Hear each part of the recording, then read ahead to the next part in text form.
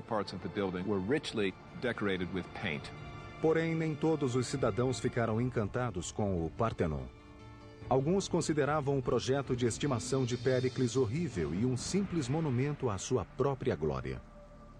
Now, many Athenians hated the Parthenon and the temples. They thought it was disgusting. They thought it was terrible. Plato didn't like it at all. For many Athenians, when they saw in their holiest of holies, if you like, those new buildings coming up, buildings that had incorporated novelties, buildings that were making a break from the past. Os murmúrios de descontentamento em Atenas não se limitavam ao Partenon. Como Péricles continuava a expandir o domínio de Atenas, seus rivais começaram a conspirar contra ele. Em pouco tempo, começaram a lançar ataques aos seus aliados.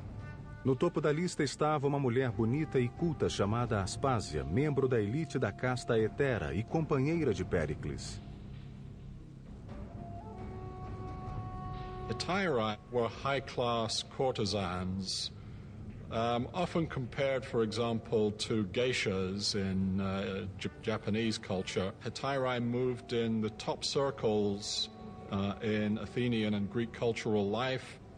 Em Atenas, as mulheres deviam se submeter ao domínio dos homens, mas Aspásia era a exceção à regra. Péricles a tratava como igual, e sua companheira rapidamente se tornou parte da elite ateniense.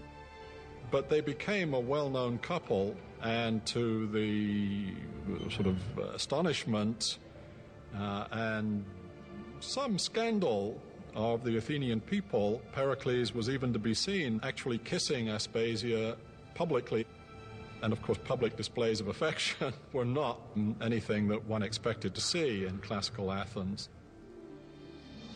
Em 432 a.C., após quase 15 anos de construção, o Partenon foi finalizado. Essa homenagem a Atena fez o que Péricles queria: divulgar o poder de Atenas para o mundo. Ironicamente, a supremacia que o Partenon simbolizava já estava em declínio. E Esparta, o inimigo de longa data de Atenas, em ascensão.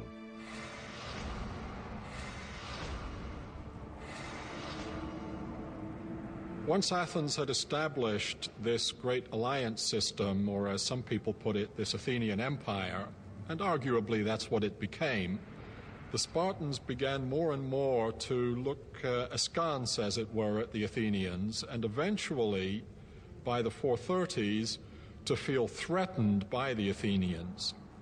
Em 431 a.C., Esparta atacou Atenas. Durante 2 longos anos, Atenas resistiu ao cerco de Esparta, mas a luminosa cidade de Péricles estava prestes a sofrer o ataque de um inimigo invisível. After a couple of years, because of the overcrowding in the city of Athens, disease that seems to have come originally from the Near East attacked the Athenian people. It's known as the Great Athenian Plague. Large numbers of Athenians died in this plague. Péricles, então, com mais de 60 anos, sobreviveu à peste, mas estava fisicamente debilitado e sobre ele pesava a culpa pela desgraça da cidade. Em 429, com a peste e a guerra eclipsando sua amada cidade, Péricles morreu.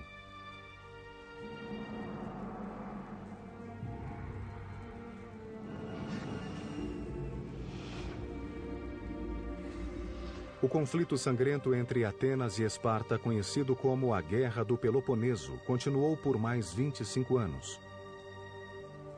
Até que em 404 a.C., Atenas sucumbiu.